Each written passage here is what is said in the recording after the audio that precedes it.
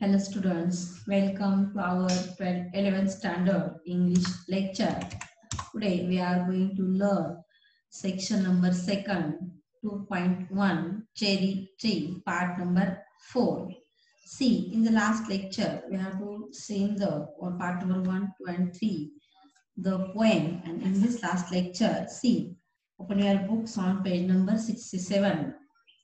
I lay on the grass at ease, looking up through leaves at the blue, blind sky at the finches as they flew, and flitted through the dappled green, while bees in an ecstasy drank of nectar from each bloom, and the sun sank swiftly, and stars turned in the sky, and moon moths and singing crickets, and I, yes, I praised night and stars and tree that small the cherry grown by me. The poet named as Ruskin Bond. I lay on the grass. The poet Ruskin Bond lay on the grass at eve, looking up through leaves at the blue. आता पायातनी in this sentence here, तर या वाक्याला आपल्याला लक्ष द्यायचं नाही. The poet returns to the present. की तो आपल्या प्रेझेंट मध्ये प्रेझेंट टेन्स मध्ये तो आलेला आहे. After thinking back on how the tree came to be there, की आता हा त्या झाडाच्या आठवणीमध्ये या ठिकाणी तो पुन्हा रमलेला आहे. पुन्हा त्या ठिकाणी तो वर्तमान काळात आलेला आहे. म्हणजे या ठिकाणी मी जो भूतकाळामध्ये रमलेला होता तो आता वर्तमान काळात आलेला आहे. आणि वर्तमान काळामध्ये येऊन या ठिकाणी तो झाडाच्या आठवणीमध्ये या ठिकाणी तो म्हणजे गुंफलेला आहे. का म्हणतो या ठिकाणी तर looking up through leaves at the blue, तो त्या झाडांमधून या ठिकाणी तिथं त्या पानांमधून या ठिकाणी हिरव्याशार ब्लाइंड स्काय, की तो निळशार आकाश जे आहे त्या आकाश ठिकाणी तो पाहतोय. At the blue blind sky, आता ठिकाणी इथं म्हणतात ते काय म्हणजे ब्लाइंड स्काय, निळाभोर आकाशाकडे या ठिकाणी तो पाहत राहतो. And at the flinches as they flew, की त्या निळाशाच्या आकाश जे आहे की त्या हिरव्यागार पानांतून आकाश पाहण्याचा तो प्रयत्न करतोय. And flitted through the dappled green. Dappled means what here? Having dark or light patches. Green, की त्या झाडांची जी पानं होती ती कशी होती? डॅपल्ड ग्रीन. डॅपल्ड म्हणजे हॅव्हिंग डार्क, पूर्ण डार्क अशा रंगाची होती. लाईट अशा प्रकारची पॅचेस त्याच्यामध्ये होती. आणि जी पॅचेस आहे ती या ठिकाणी पूर्ण त्या झाडांमध्ये या ठिकाणी पानांमध्ये पूर्णतः गुंफलेली होती. म्हणजेच काय? The poet is watching the birds darting and flying between the leaves of varied green. हिरवीगार या ठिकाणी जी पानं आहेत त्या पानांवरती या ठिकाणी तिथं बर्ड्स आहेत. त्याच्यामुळे या ठिकाणी तिथं flying birds darting and flying between the leaves of व्हेरीड green अशा प्रकारच्या ठिकाणी दिलेले आहेत. म्हणजे त्याचा हे जे कलर इमॅजिनी जी आहे ती कलर इमॅजिनी या ठिकाणी इथं वेगवेगळ्या पद्धतीने या ठिकाणी पोएट आपल्याला सांगण्याचा प्रयत्न केलेला आहे, की तोच आपल्या ठिकाणी इथं महत्वाचा आहे. Then, while bees in an ecstasy drunk, ecstasy feeling of great happiness, खूप आनंद झाला आहे या ठिकाणी त्यांना.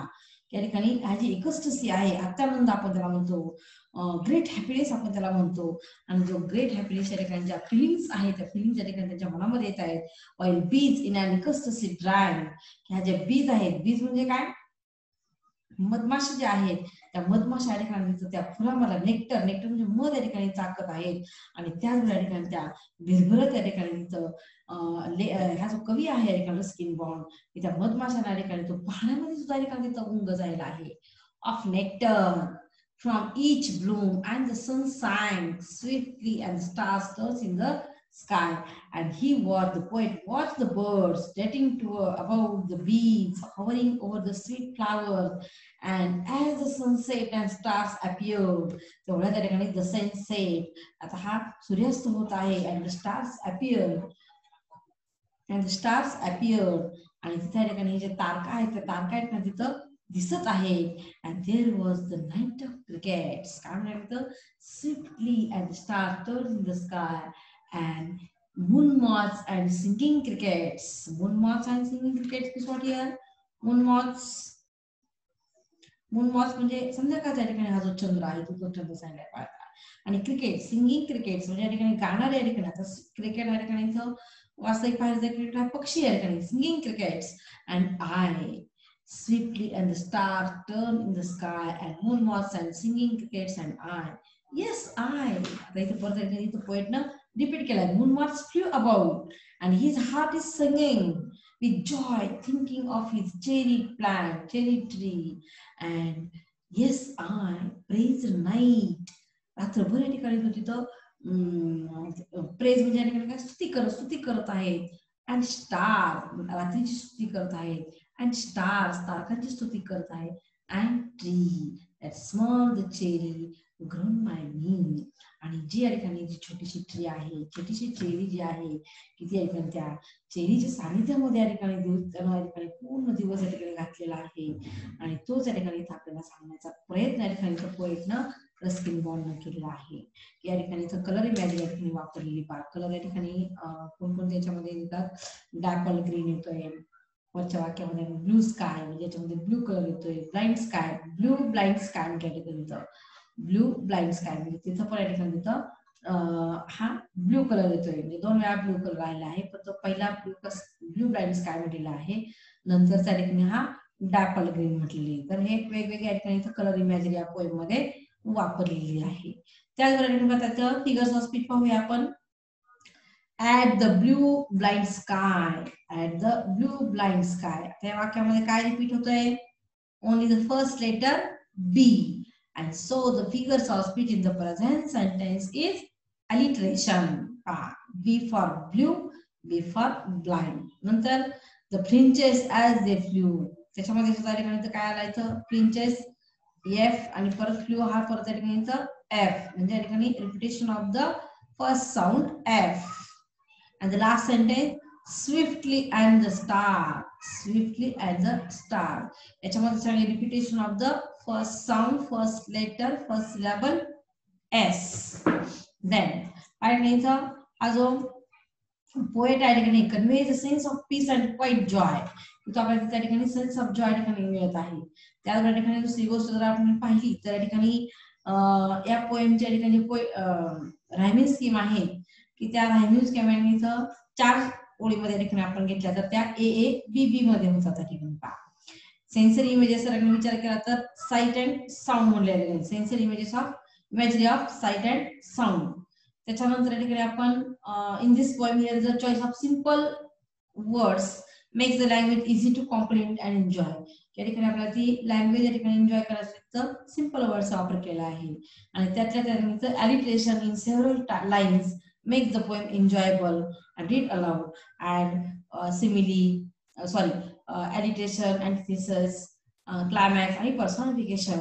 These figures of speech are also present in the poem. The title Cherry Tree indicates to the reader that the poem has something to do with nature, and the poem follows the relationship of the narrator and the tree over several years.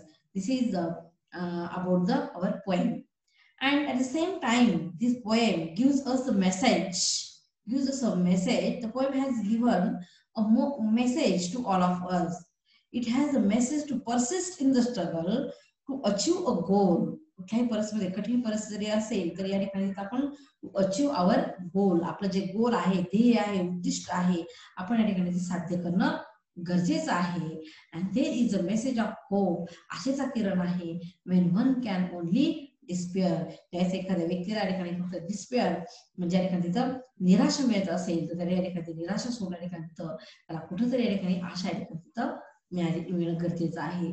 At the same time here in this poem here is another message to love our trees and plant and grow greenery. ही सगळीकडे या ठिकाणी आपण plant and grow फक्त झाडं लावा नव्हे, झाडं वाढवा. झाडे लावा आणि झाडे वाढवा. ही सुद्धा ठिकाणी आपल्याला इथं पोएटने सांगण्याचा प्रयत्न ठिकाणी केलेला आहे. Later they can enjoy the fruits. आणि ज्या ज्या व्यक्ती या ठिकाणी झाडे लावण्याचं काम करेल, वाढवण्याचं काम करेल, दे can enjoy the fruits. And here in this poem here the beneficiaries of the cherry tree are birds, finches, insects such as bees, crickets, moths, and probably humans too. And so I think that this poem is a very good narrative poem of Ruskin Bond. Okay, thank you.